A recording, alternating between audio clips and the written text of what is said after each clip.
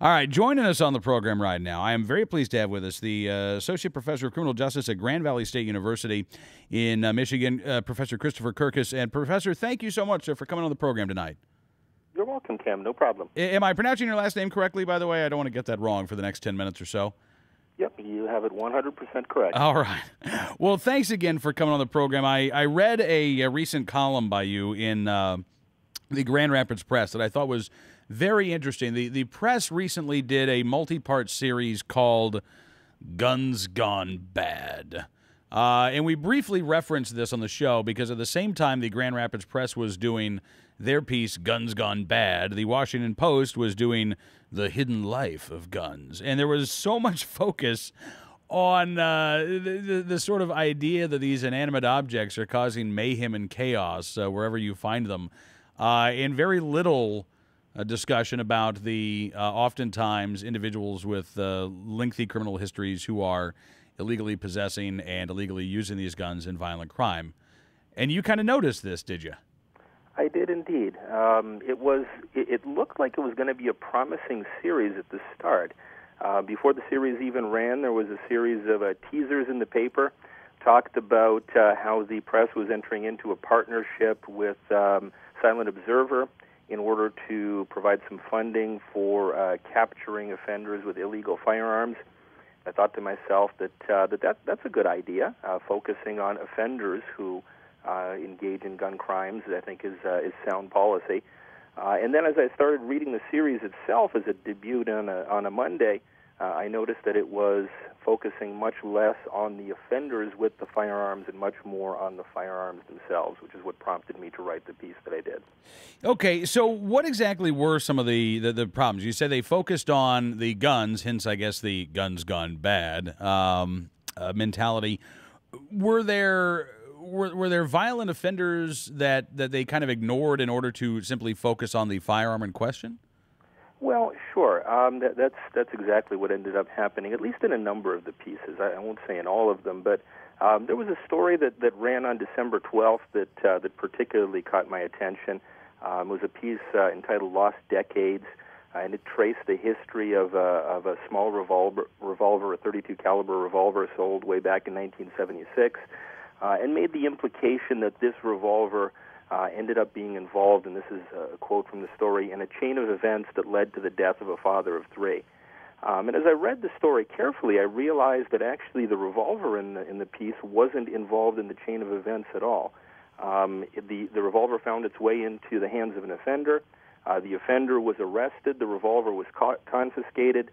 The offender got out on bail, and then several weeks later, that offender, now without the revolver, ended up getting involved in another police chase, at which point he ran into a gentleman and killed him as part of the police chase. But at the time, the revolver was sitting in a police lockup in evidence.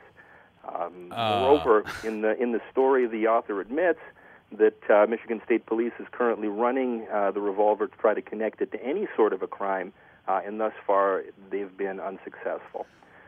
So based on the headline, it seems like this little .32 caliber revolver was going to lead to, I think the term you used, or be connected to murder and mayhem, but in fact it wasn't. It was stolen from a legitimate owner, ended up finding its hands into an offender, was confiscated by the police, but actually wasn't involved in any criminal activity whatsoever. Okay, that is more than a little misleading. I mean, at that point, you might as well ask, how is it that this individual was able to purchase an automobile?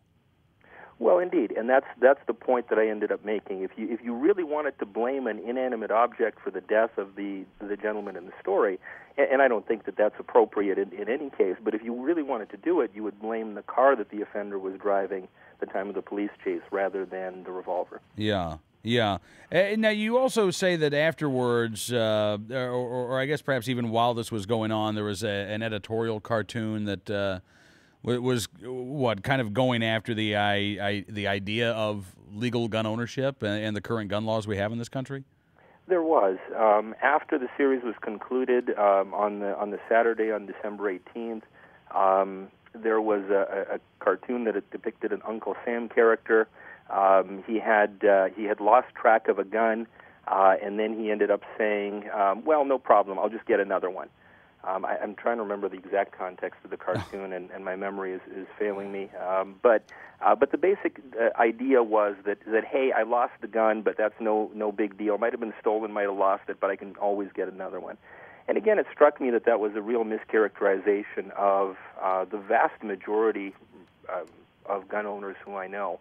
I can't think of a gun owner who, if they lost the firearm, would not be very distressed about that for a variety of different reasons, and who would not take steps to try to recover the firearm or find out what happened to it.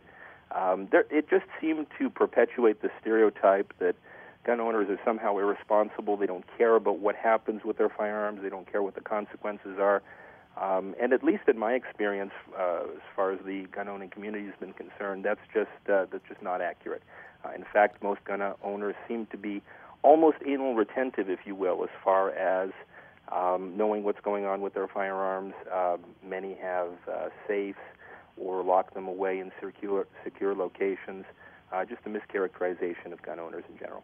Well, I got to say, it was a great rebuttal to this piece, and I guess we'll applaud the Grand Rapids Press for publishing this piece. I guess they could have received it and said, "All right, well, thanks very much, Professor. We'll take it under advisement," and then thrown it in the circular file. So at least the rebuttal has seen the light of day. True enough. And I will say this: I've always had a good relationship with the press. Whether I've agreed with them or disagreed with them on firearms-related issues or other issues, they've always been willing to publish what I've written. So I do applaud them for that. And as I said, I do applaud the initiative that led to this series, and that is the initiative to partner with Silent Observer to focus on individuals who illegally use guns to commit crime, criminals who own guns. I think the scholarly research shows that that's the appropriate way to do policy. Find the criminals, and if they're using firearms to commit crimes, then focus on them. If they're using knives to commit crimes, focus on them anyway. But focus on the offenders, not on the objects, whatever they may be. I have to say, I agree with you completely. But, so much of what we see from the world of academia seems to focus on other things. I mean, I saw something recently about the need for these quote-unquote gun buyback programs. Is your point of view, Professor, sort of the standard point of view, or are you in a minority among your colleagues in the criminal justice field in the university system? Well, I think most of my colleagues would agree, having read the literature, that gun buyback programs are ineffective at preventing violence. I think whether somebody is conservative-minded or liberal-minded, if they read the empirical research, it's pretty unequivocal. There's just no evidence to show that a gun buyback can have a positive effect on reducing violence. That said, I do think a lot of academics stay away from firearms research and firearms issues. They just refrain from commenting on them, perhaps for philosophical reasons or perhaps just because it's a very controversial area of study.